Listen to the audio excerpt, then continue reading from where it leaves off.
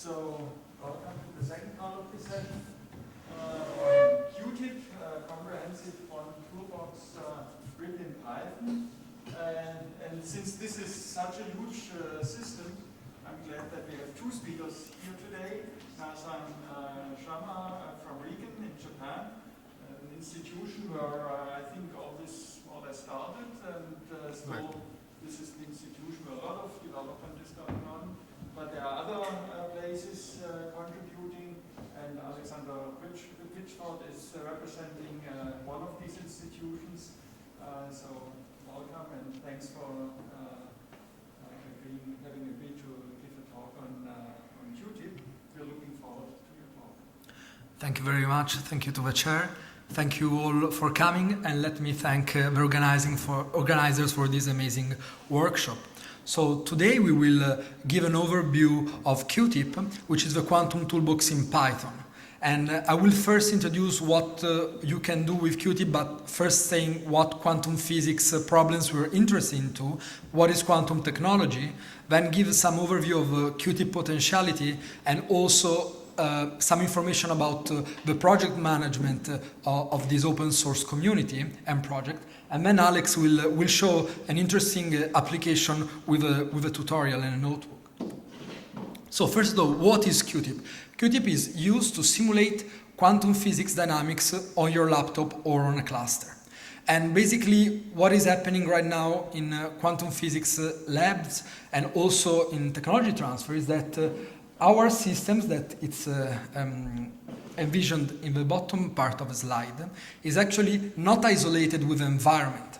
And this means that it leaks information and it leaks energy. And QuTiP so has built a lot of tools to describe the time evolution of such systems in a dissipative environment. So let's take an example. So here what we're showing is a model of an atom modeled as a two-level system placed inside a cavity. So what is a cavity? You can make a cavity just by taking two mirrors and basically enhancing the interaction between the atom and the electromagnetic field that permeate all of space. So as you can see, there are some constants. We would like to describe the dynamics of this atom that can absorb quanta of light and actually one quantum of light, a single photon, and then can emit this quantum of light by being de-excited. And this quantum of light can stay inside the cavity, or it could realistically, if these mirrors are not perfect, they don't have a perfect Q factor, meaning that at some point the photon will bounce off and maybe through the mirror, they will escape this cavity. So this is a typical example of what QuTiP can model with a set of tools that really rely on Python quantum objects formalism. So now in experiments and even in technology transfer, we're even moving from single atoms being trapped in cavities, which by the way was worth a Nobel Prize in 2012 to experimentalists doing such experiments, to playing with many such atoms or artificial atoms. Because the beauty of quantum mechanics is actually that we don't really need to think only of atoms or excited electronic states of atoms, but these can be quite varied physical systems that actually embed also information, quantum information. There is a deep interconnection between information, thermodynamics, and in general quantum physics at the microscopic level. This is why these systems, especially artificial systems at this stage, are being used also for quantum information processing and computing capabilities. So there is an effort right now, not only in quantum physics research, but also in technology transfer, taking different pillars under the umbrella name of quantum technology.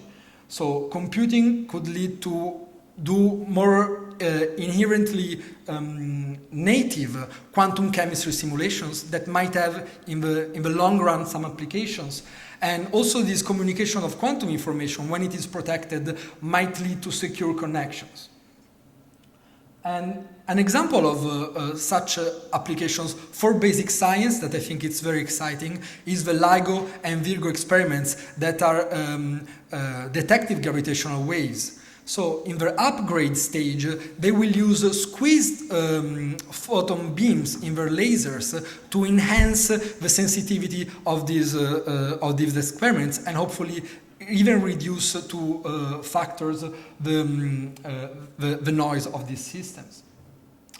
And there's also real devices that are being deployed not only on Earth but even in space.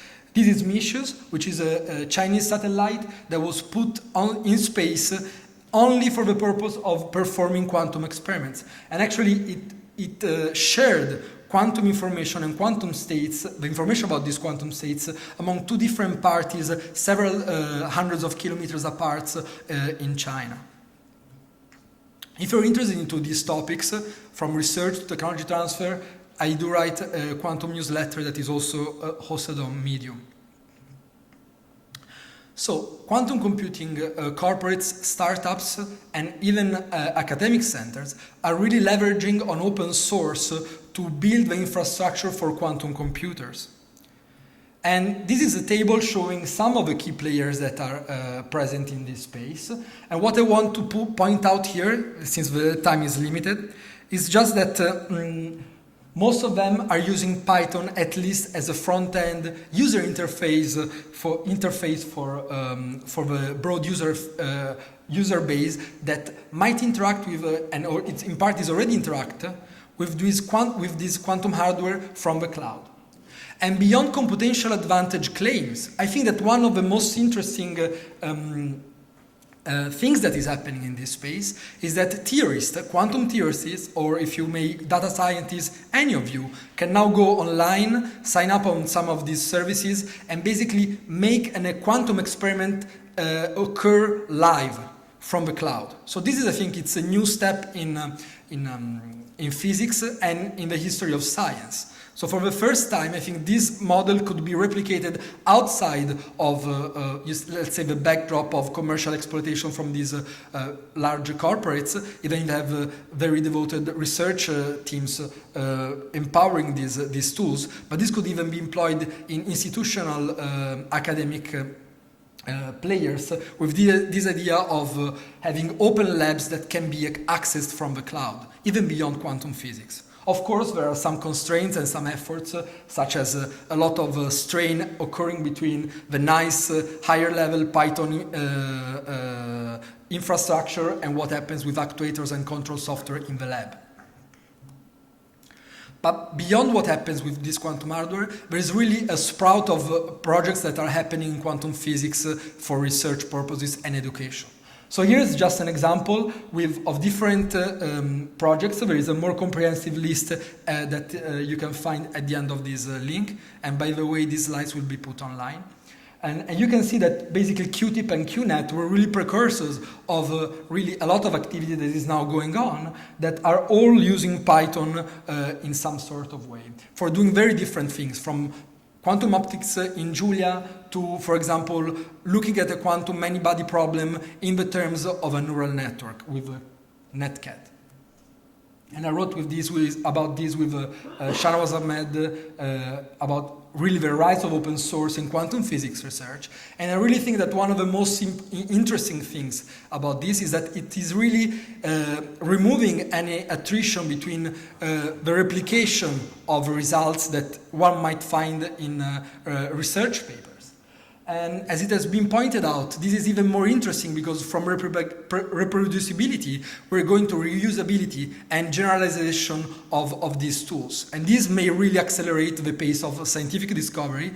And I think it's also important to have some robust scientific method in place with these new tools.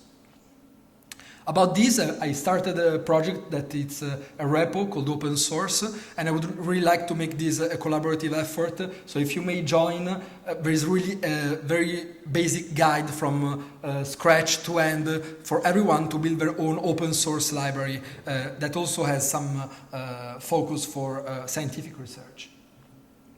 Now, QuTiP, after this introduction. And quantum circuits, like the ones that are used to give instruction to quantum hardware in the lab, can also be simulated in QuTiP, and this is a very simple example here. where you can see that there are specific classes, objects from classes, like as a qubit circuit, that are defined, and then gates are applied to these circuits. But QuTiP can allow us to do much more. I mentioned cavity QED. This is just one of the applications. Other applications are really, for example, spin lattices. So chains of qubits or particles that are interacting with one another. And one can do all sorts of studies. And there is, I recently gave a talk about the potentiality of QuTiP. So you can find some online interactive notebooks that work on my binder that really give an introduction to QuTiP. An example of what we can do. This is a very simple example of what a Schrödinger cat looks like in QuTiP. It's really a superposition of two coherent states, and you can see it both as a contour map or in 3D. Another feature of QuTiP is the fact that it is using the block sphere, so it is using native and specialized tools to graphically visualize the evolution of quantum bits and quantum systems. So in this case, you're seeing a way to represent the evolution of these quantum systems on a sphere. And the beauty of open source projects are such that when we came here, we found out that Simon had made an amazing tutorial that I suggest you to go to, that really explains the basics of what is quantum measurement in one of the first groundbreaking experiments that was performed in visualizing what is the discrete nature of the magnetic moment of an atom, the spin. So QuTiP is really one of the core functionalities of QuTiP is the quantum object class. And that's because as physicists, we care about, quantum physics in particular, we care about specific things, such as the fact that we play with matrices that are made of complex numbers, and these matrices may not be the complex transpose of themselves, and this leads to specific algebras and to a formalism that is not used by many other libraries in open source. So you might want to grasp some of these properties immediately. And this is what the quantum object class does, and it's used by many other libraries beyond the QuTiP. So this is just an example of how simple two different quantum objects looks like. They can be used to describe a state, or they can be used to describe an operator, such as the distraction operator on a given state, such as a quantum harmonic oscillator. And then one can build more complex structures such as tensor spaces, and all look at really the theory of measurement in quantum mechanics with a powerful formalism of density matrices and open quantum systems. With regards to time evolution, there is really a large set of tools that are available in QuTiP to study the quantum dynamics. So here there's just an example of possible solvers that can be used, and they really range from Monte Carlo solvers that look at stochastic dynamics to master equation solvers, as it will be pointed out by Alex, to other more elaborate kind of formulas that and techniques that come from the theory of quantum optics. And again, I would like to say that some of you may not be quantum physicists or may not be PhD researchers or postdoc in quantum physics, but at the same time you're fascinated by quantum computing, quantum information processing, and quantum physics. And at this point, even depending on which track you come from, you still need to have a basic grasp of what is quantum mechanics, even if in some environments these people would like to bypass that. I think that now this is not completely possible. And QuTiP is really your tool to bridge this gap that actually deals with quite advanced topics. And one of the amazing things of the community of QuTiP is that there is over 80 notebooks online that you can find at qtip.org/tutorial that will help you and guide you sometimes with even very basic and self-contained quantum mechanics lectures, such as these ones in which these quantum cats are shown in their jump up and forth. So I mentioned the quantum object class, and I also mentioned the fact that there is advanced mathematics from quantum optics being implemented in QuTiP. And the third strength I think that we can find is the fact that there has always been care in making these computations efficient. If it takes forever, you're not interested into it. So due to the intrinsic Hilbert space structure of quantum mechanics, these matrices are extremely sparse. There's a lot of zeros and only few non-zero elements. And QuTiP uses sparsity inherently. And then it also has tools for parallelization and multiprocessing. So some information and background about this project that started in 2012 actually as the open source Python spin out of a MATLAB project. And the two main lead developers and library designers are Robert Johansson and Paul Nation, that then moved on to different projects, while Frank Honori at Riken remained the program manager of the project since. And then there's been a lot of contributors, and let me mention that really QuTiP builds on the tools that are being developed and have been developed by this community, such as SciPy, NumPy, Cython, Matplotlib, and SymPy, just to mention the most important ones. This is the current lead developer team, and beyond me and Alex, I would like to mention Shahnawaz Ahmed at Chalmers University, Eric Guiguer at Sherbrooke in Canada, and also Neil Lambert also at Riken, as well as a variety of other sponsors that are helping this project thrive. So QuTiP is used for research, education, and also for commercial exploitation by some of these quantum computing players. And this is an example of two papers that use QuTiP just to test what was happening in their experiments in the lab. So just benchmarking what was happening with the quantum evolution of our system that could be implemented in atoms, as in the first example, or in these artificial superconducting circuits in the second example. So I just took this slide from last year at EuroSciPy in Trento, where I was outlining some of the future outlook for the library. And I'm glad to say that we basically managed to accomplish many of these tasks. We still need some support, so if someone in the audience is there, in GPU exploitation and also in some machine learning bridge with QuTiP. But really, let me mention that we recently joined NumFocus. It's an amazing community supporting us. Google Summer of Code, helping students work on these projects. And then we reached out to the SciDev community in different occasions. And also QuTiP, as I mentioned, is becoming the center of a larger ecosystem in a way that I would say it's similar to what astropy is in astrophysics. Measuring the impact of this project, there are now some tools online, for example, to count what are the pip install QuTiP that are happening. So this is a library doing this. And then there's different metrics that one can retrieve also in Conda. So I'm being a bit long, and I will also mention that QuTiP is managed by many libraries, and we've done a lot of outreach. These are some of the recent implementations in QuTiP. They really vary in scope.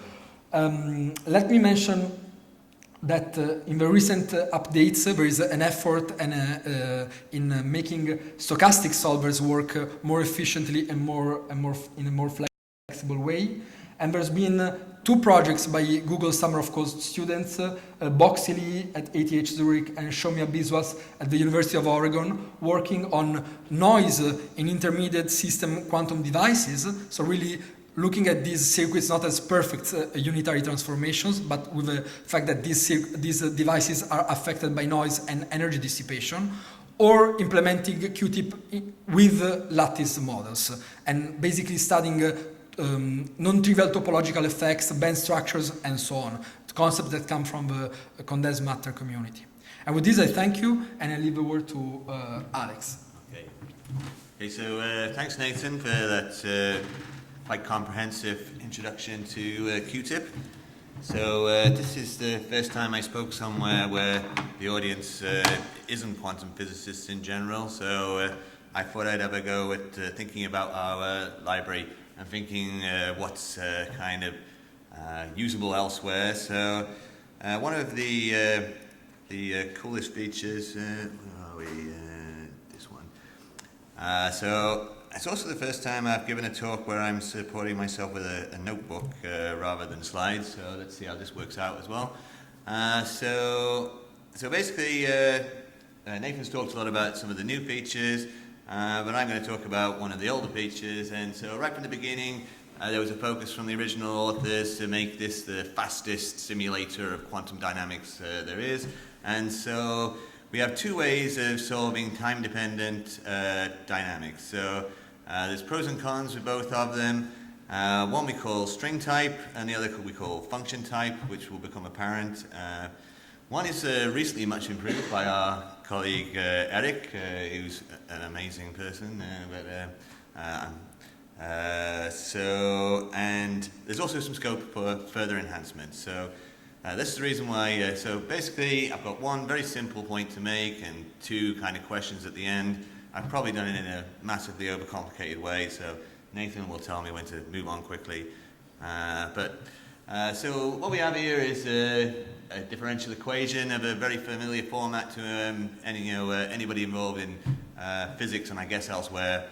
This kind of thing crops up all the time, and it certainly crops up when solving quantum physics dynamics. Not all of our solvers solve this kind of equation, but quite a lot of them. So basically the x is the variable in here, and it can either be the quantum state, or the state is a density matrix for an open quantum system, or it can be a transformation. But the key thing is that the L is our fast sparse matrix, which our colleague Rob developed, which is like a cut down version of the normal CSR matrix with all loads of checks removed, and the X is like a vector or a matrix. So then we have to construct some time-dependent form, and we do this by breaking it down into constant matrices, which are the L's, and then time-dependent functions, which could be real or complex valued.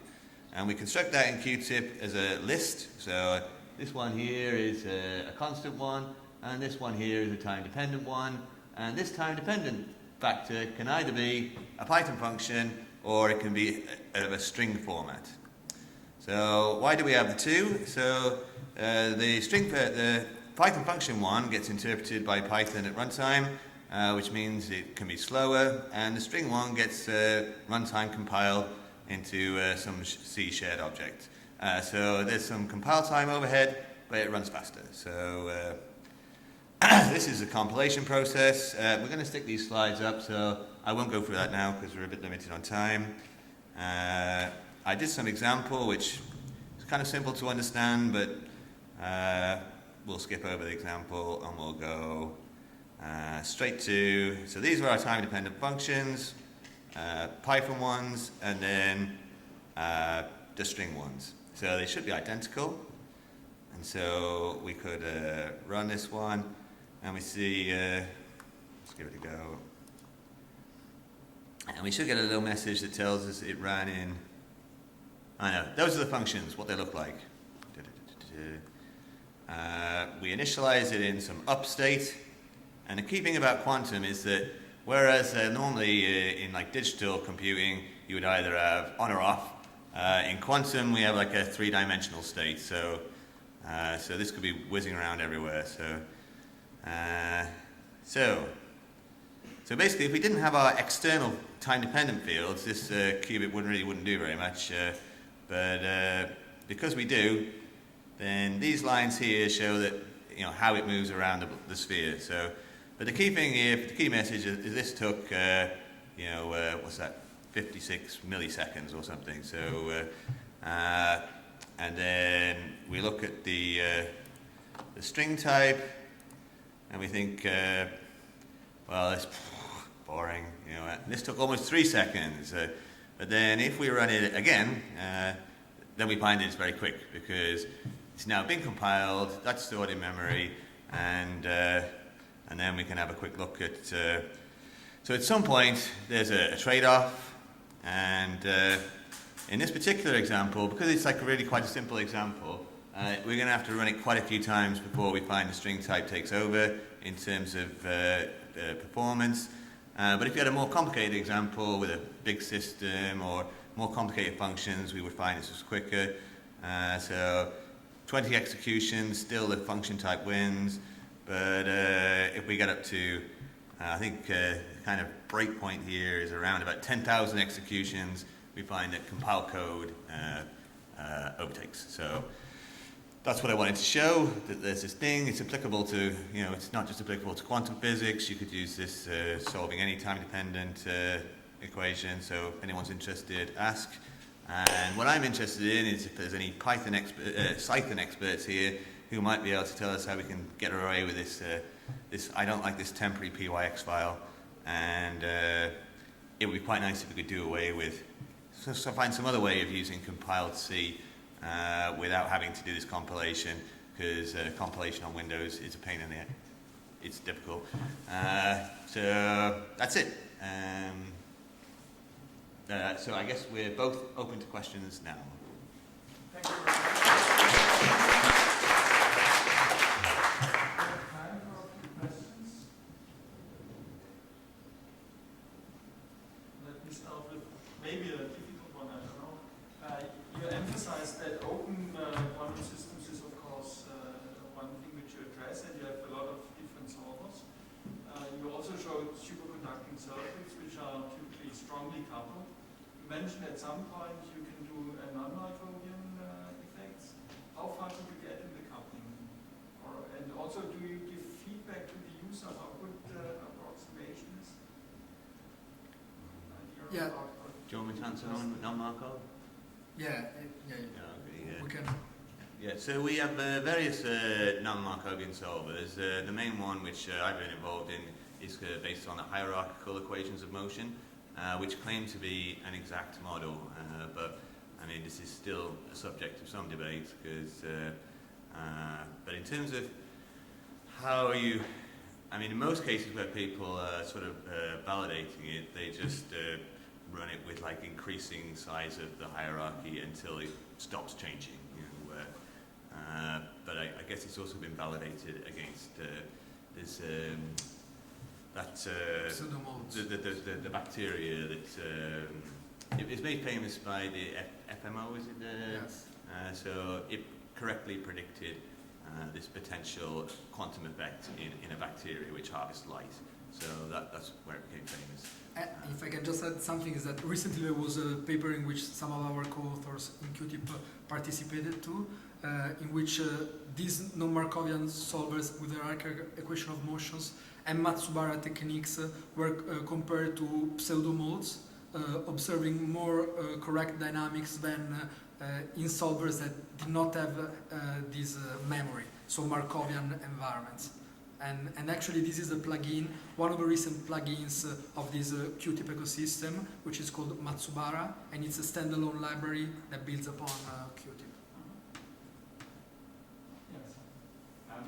What sort of how many qubit circuits can one sort of expect to run, say, on like a laptop or like a big system, and how much bigger could it be with good GPU support?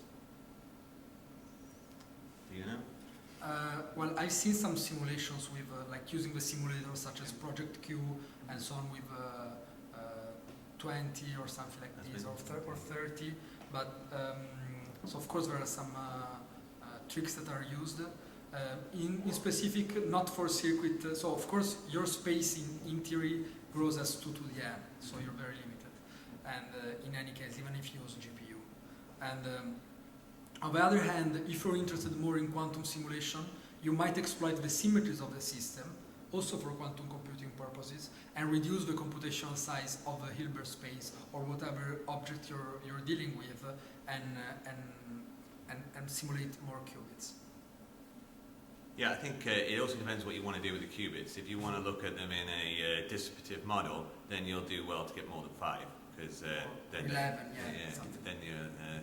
And the GPU stuff we wanted to use was quite specifically with this hierarchical equations of motion, because that does chop up quite nicely.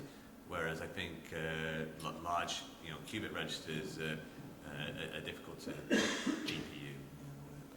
I don't know. There are lots of other projects which specialize. I think somebody got up to like 50 with some massive supercomputer, but that's not really in the mainstream.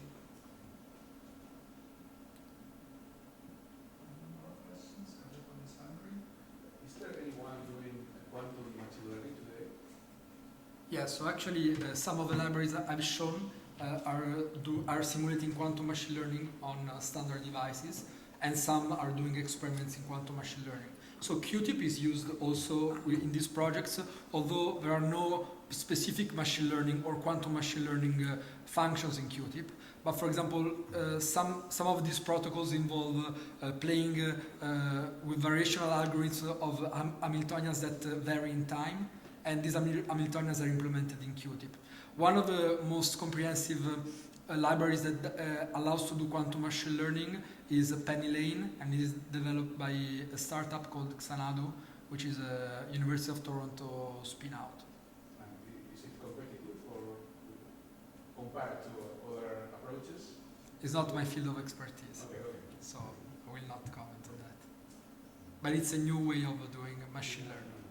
But our colleague Shammah, that's his area, is it not? Yes. Now, what I want to say is, like, on classical problems, there is not expected any advantage. On quantum problems, people are still figuring out how these variational quantum eigensolvers or the QAOA, which is another hybrid solver that takes some classical, so non-quantum variational approach of a quantum input and an output might fare. So this is an open question for research. Is this quantum machine learning some kind of speed ups over traditional machine learning algorithms, or is it something like newly delivered, something new?